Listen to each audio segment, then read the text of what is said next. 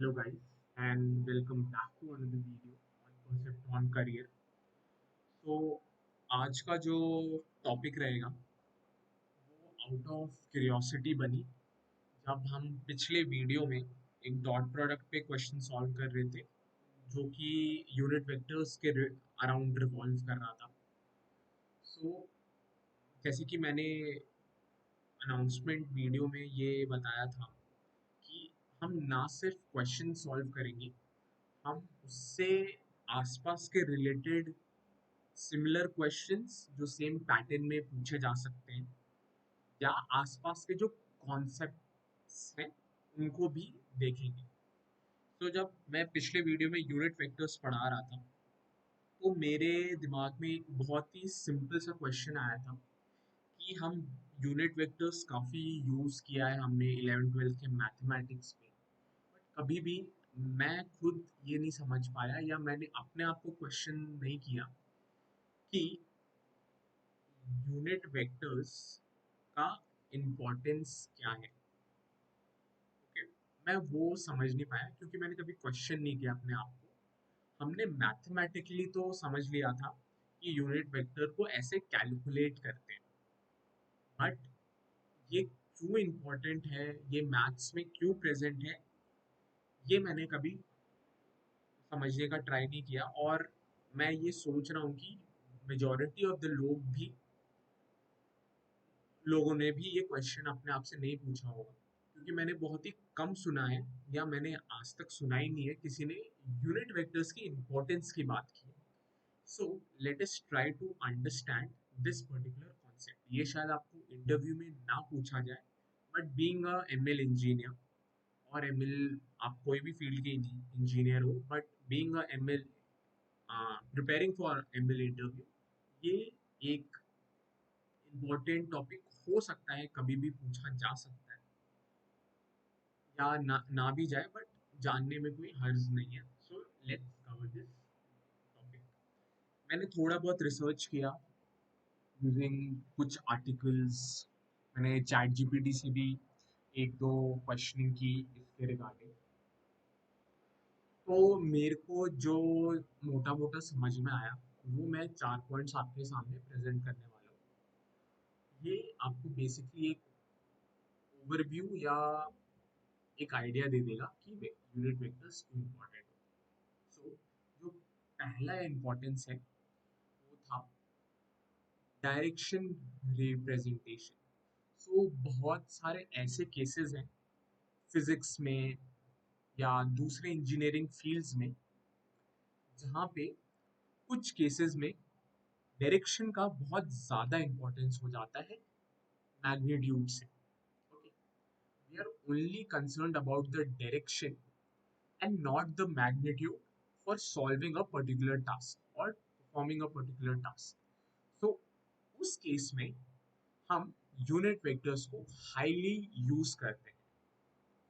और क्यों यूज करते हैं उसका आंसर आपको पॉइंट थर्ड में मिल जाएगा. ओके, तो हम ये देख सकते हैं कि डायरेक्शन रिप्रेजेंटेशन में बहुत ही वाइडली यूज्ड होता है.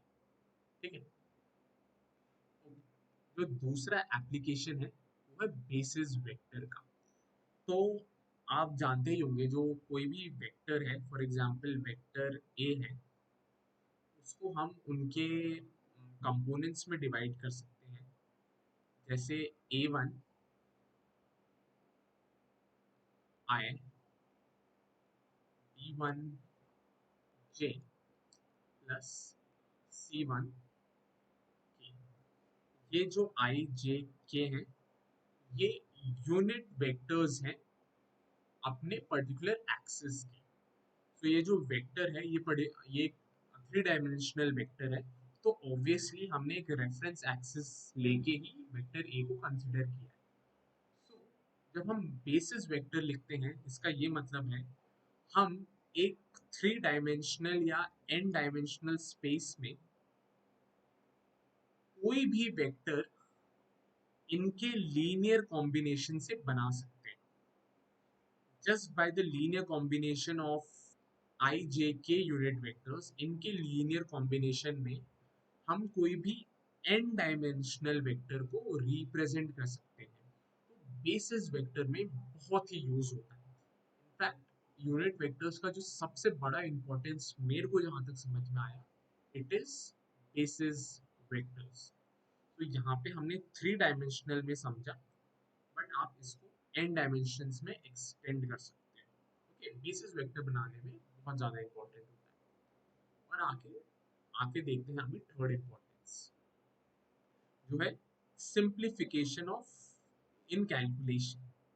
सो अभी जो हमने पॉइंट वन में डिस्कस किया था कि मोस्ट ऑफ द फिजिक्स और इंजीनियरिंग प्रॉब्लम्स में कभी कभी ऐसा हो सकता है कि magnitude is the prime importance and not the value or the main magnitude. Sorry, confused हो गया मैं. Direction is the important thing more than the magnitude. Direction ज़्यादा important है magnitude से.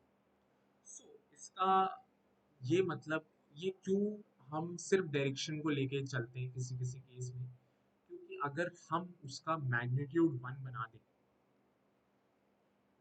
दें और सिर्फ डायरेक्शन कंसिडर करें, तो हमारा जो कंप्यूटेशनल कॉस्ट है, कंप्यूटेशनल जो कॉस्ट है या कंप्यूटेशनल एफिशिएंसी है, कॉस्ट घट जाएगी और कंप्यूटेशनल एफिशिएंसी बढ़ जाएगी। सो हमारे जो बहुत सारे जो फिजिक्स के सॉल्वर्स होते हैं, आपने अगर फिजिक्स के बहुत सारे कॉम्प्लिकेटेड सॉफ्टवेयर्स हैं जो आपको फिजिकल फिनोमिना का सिमुलेशन करके दे सकते हैं, उस केस में अगर हम सिर्फ यूनिट वेक्टर्स को लेके चलें तो कंप्यूटेशनल कॉम्प्लेक्सिटी कम हो जाएगी, क्योंकि वहाँ पे बहुत सारी चीज़ें होती है, कंस्ट्रेंट्स होते हैं, वो सब कंसिडर करना पड़ता है। तो फिजिक्स में कंप्यूटेशनल कॉस्ट बच जाता है। Even even in computer graphics and machine learning, जब हम एक वेक्टर को नॉर्मलाइज कर देते हैं, क्योंकि आप जानते हो कि सारे वेट्स बायसेस या डीप लर्निंग में जो हमारे, अगर आप LSTM या RNN जानते हो, तो उसमें एक सेल स्टेट होता है, हिडन स्टेट होते हैं, बेसिकली वेक्टर्स होते हैं। तो अगर हमने उनको नॉर्मलाइज कर दिया, जो कि ट्रांसफॉर्मर्स का one of the finest feature भी है, अगर आप ट्रांसफॉर्मर आर्किटेक्चर कभी पढ़ोगे आगे या आपने पढ़ा होगा, तो आप देखोगे उस आर्किटेक्चर में ना एक नॉर्मलाइज किया जाता है हर फुल्ली कनेक्टेड लेयर्स को। वो इसलिए किया जाता है क्योंकि उसका मैग्नीट्यूड हमने नॉर्मलाइज कर दिया, मैग्नीट्यूड यूनिट कर दिया। सो ये कंप्यूटेशनली बहुत ही एफिशिएंट बना देता है और एल्गोरिदम को स्टेबलाइज कर देता है। ओके, अगर हमने वेक्टर्स को नॉर्मलाइज कर दिया टू यूनिट लेंथ, ये कंप्यूटेशनली एफिशिएंट होता है और जो एल्गोरिदम होता है वो स्टेबल होता है। ओके, क्योंकि आप जानते हो कि हर एक इनपुट फीचर्स को आपको नॉर्मलाइज करना है या स्टैंडर्डाइज करके देना है। ओके, यहाँ पे एक और क्वेश्चन आपके उठ के आ सकता है कि स्टैंडर्डाइजेशन और नॉर्मलाइजेशन में क्या डिफरेंस है। वो हम आगे देखेंगे जब हम ML का सेक्शन कवर करेंगे, अभी हम मैथ्स का सेक्शन कवर कर रहे हैं, तो हम उस सेक्शन में देखेंगे। अगर आपको इंटरेस्ट है आप जाके इस पे सर्च कर सकते हो। बहुत सिंपल सा कॉन्सेप्ट है, कैलकुलेशन इजी कर देता है। और last but not the least, कि मैंने बहुत जगह पढ़ा कि जब हम कोऑर्डिनेट सिस्टम यूज करते हैं और हमें एक कोऑर्डिनेट सिस्टम से दूसरे कोऑर्डिनेट सिस्टम में ट्रांसफर करना पड़ता है फॉर ईज ऑफ कैलकुलेशन या ईज ऑफ इंटरप्रिटेशन या कोई भी रीजन हो सकता है, तो हम यूनिट वेक्टर्स हाईली यूज करते हैं। Right? ये बेसिकली इंजीनियरिंग रिलेटेड और फिजिक्स रिलेटेड एप्लीकेशन है, चेंजिंग कोऑर्डिनेट्स, बट दूसरे फील्ड्स में भी एक्सटेंड हो सकता है। मेरे को उतना ज़्यादा आइडिया नहीं है कि दूसरे फील्ड में कैसे यूज होगा, but in engineering and physics it is highly used. Great. तो ये चार इम्पोर्टेंस मुझे लगे यूनिट वेक्टर्स के, और ये काफ़ी हद तक बहुत कुछ कवर कर देते हैं। आप और इस पे डीप में जाके पढ़ सकते हो, और कमेंट सेक्शन में आप और एप्लीकेशन, इंटरेस्टिंग इंपॉर्टेंस और एप्लीकेशंस ऑफ यूनिट वेक्टर्स लिख सकते हो। Just closing my video with a simple thing, एक बार बस फाइनल मैं बता देता हूँ। अगर एक वेक्टर ए है इसका मैथमेटिकली हमें यूनिट वेक्टर निकालना है, तो vector A divided by modulus sorry magnitude of vector A, ये हमें यूनिट वेक्टर ऑफ ए दे देगा, जो हम ऐसे लिखते हैं। इसका नोटेशन ऐसे होता है, जैसे आपने ये बेसिस वेक्टर्स में पढ़ा कि ये जो आई कैप है, आई जे कैप सी सी कैप, वैसे ही A cap is representing that ए का ये unit vector. Okay, that's it. Thank you so much for watching this video.